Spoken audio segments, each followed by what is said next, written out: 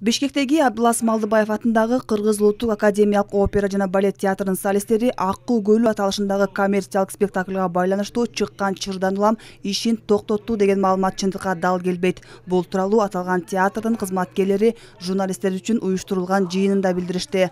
Алардын айтымында учурда театрдын жалпы жамааты штаттык режимде иштеп жатат. Ошол эле учурда алар көрүүчүлөрдөн кечирим сурап, жамааттын ичиндеги көйгөйлөрдү көшөгө артында чечип койсо болоорун, бирок кандайдыр бир себептерден улам түшүнбөчүлүктөр орун алганын белгилешти. Эскерте кетсек, 6-мартта театрда Аккуу көлү спектаклин көрөрмандарга коёр алдында артисттер сахнага чыкпай коюшкан.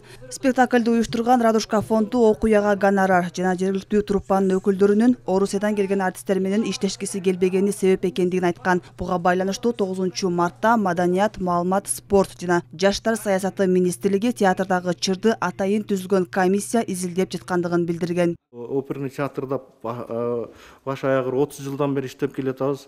Мындай ситуация болгон эмес. Анткени биз жана жогоруда айтып өткөндөй, биз көрүүчүлөр үчүн кызмат кылабыз.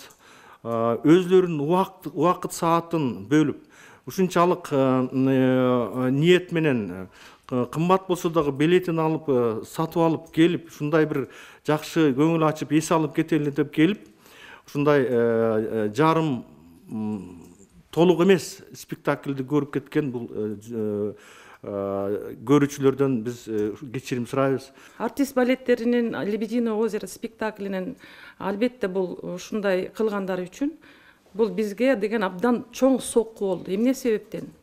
Өлүп баратсак дагы биз сахнага чыгабыз. Себеби биз ошол спектакльди, концертти баарыбыз тең 2 айлап, 3 айлап биз деген эл үчүн, биз деген маданияттын туу чокусу болгондон кийин ошону абдан жакшы деңгээлде, жогорку деңгээлде көргөзгөнгө аракет кылабыз. Жаштар деген жаштардын ою такыр азыр башкача, ой жүгүртүүсү да башкача.